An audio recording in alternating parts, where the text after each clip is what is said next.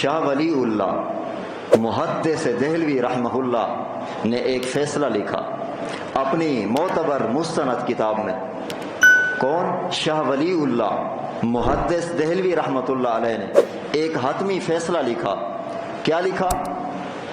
کہ نجات پانے والا وہ فرقہ ہے، نجات پانے والی وہ جماعت ہے جو عقیدہ اور عمل میں دو باتیں ارشاد فرمائیں، صراط کے ساتھ عربی عبارت موجود ہے، عقیدے میں اور عمل میں، ان دو چیزوں کو وہاں سے لیتے ہیں۔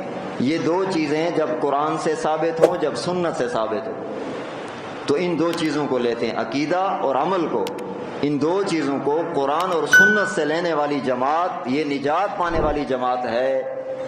دوسرا، جس پر صحابہ کرام نے عمل کیا ہو، تابعین نے عمل کیا ہو، ان کے راستے پر چلنے والے لوگ یہ نجات پانے والے لوگ ہیں۔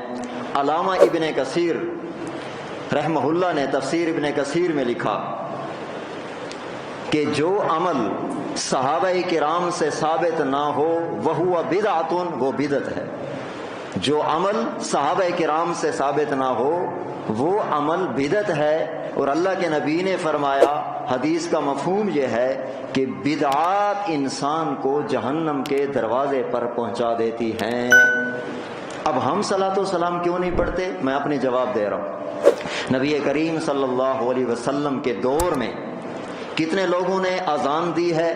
پہلے یہ بات سمجھ لیں، نبی کریم صلی اللہ علیہ وسلم کے دور نبوت میں، آپ صلی اللہ علیہ وسلم کے زمانے میں عام طور پر 4 حضرات نے اذان دینے کی سعادت حاصل کی ہے۔ نبی کریم صلی اللہ علیہ وسلم کے دور میں عام طور پر 4 حضرات نے اذان دینے کی سعادت حاصل کی ہے۔ سید المؤذنین، تمام اذان دینے والوں کے سردار، وہ حضرت بلال رضی اللہ تعالی عنہ پہلے نمبر کے، انہوں نے مدینہ میں اذان دیتے رہے، حضرت بلال، ان کے ساتھ دوسرے صحابی حضرت عبداللہ ابن ام مکتوم رضی اللہ تعالیٰ عنہ، یہ 2 صحابہ کرام جو مدینہ منورہ میں اذان دیا کرتے تھے، اور ایک صحابی حضرت ابو محذورہ، جن کا اصل نام امام اہل سنت نے اپنے تفسیر میں لکھا، اس کا ابو محذورہ کا اصل نام سمرہ تھا، یہ مکہ مکرمہ میں اذان دیا کرتا تھا۔ وہ 2 صحابہ مدینہ منورہ میں اور یہ حضرت ابو محذورہ مکہ مکرمہ میں اذان دیا کرتے تھے، اور مسجد قباء میں حضرت سعد قرظی رضی اللہ تعالیٰ عنہ یہ مسجد قباء میں اذان دیا کرتے تھے۔ یعنی آپ صلی اللہ علیہ وسلم کے دور کے عام طور کے جو اذانیں دیتے تھے وہ 4 انسان تھے، وہ 4 صحابہ کرام تھے، وہ 4 صحابہ کرام تھے۔ ان صحابہ کرام کی اذان کے الفاظ حدیث کی کتابوں میں موجود ہے۔ نبی کریم صلی اللہ علیہ وسلم نے آپ صلی اللہ علیہ وسلم کی زندگی میں یہ صحابہ اذانیں دیتے رہے، لیکن صحابہ کرام نے اذان کے شروع اور آخر میں صلاۃ و سلام جو موجودہ دور میں رائج ہے، اس طریقے سے صحابہ کرام نے نہیں پڑھا، ہم بھی نہیں پڑھتے۔ آسان سا جواب ہے۔ یہ آپ صلی اللہ علیہ وسلم کے دور کے 4 مؤذن، حضرت بلال، حضرت عبداللہ ابن ام مکتوم، حضرت ابو محذورہ جن کا نام سمرہ، حضرت سعد قرظی رضی اللہ، یہ 4 مؤذنین میرے نبی کے دور کے عام طور پر جب انہوں نے اذان کے شروع اور آخر میں صلاۃ و سلام وہاں نہیں پڑھا تو ہم اس لیے وہاں نہیں پڑھتے، بس یہی جواب ہے، ہم اس لیے نہیں پڑھتے۔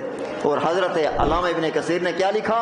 جو عمل صحابہ نے نہیں کیا، دین میں جو عمل صحابہ نے نہیں کیا تو وہ اس کو کرنے والا کیا ہے؟ وہ بدعت کر رہا ہے، بدعات کر رہا ہے، جہنم کے راستے پہ جا رہا ہے۔ ہم اس لیے نہیں کرتے، نبی کریم صلی اللہ علیہ وسلم کے دور میں جن صحابہ نے اذانیں دی ہیں ان صحابہ نے اذان کے شروع اور آخر میں صلاۃ و سلام نہیں پڑھا، ہم اس لیے نہیں پڑھتے۔ آسان سی بات ہے، صحابہ نہیں پڑھے، ہم نے نہیں پڑھا، نبی نے نہیں کہا، ہم نہیں پڑھتے، یہی جواب ہے۔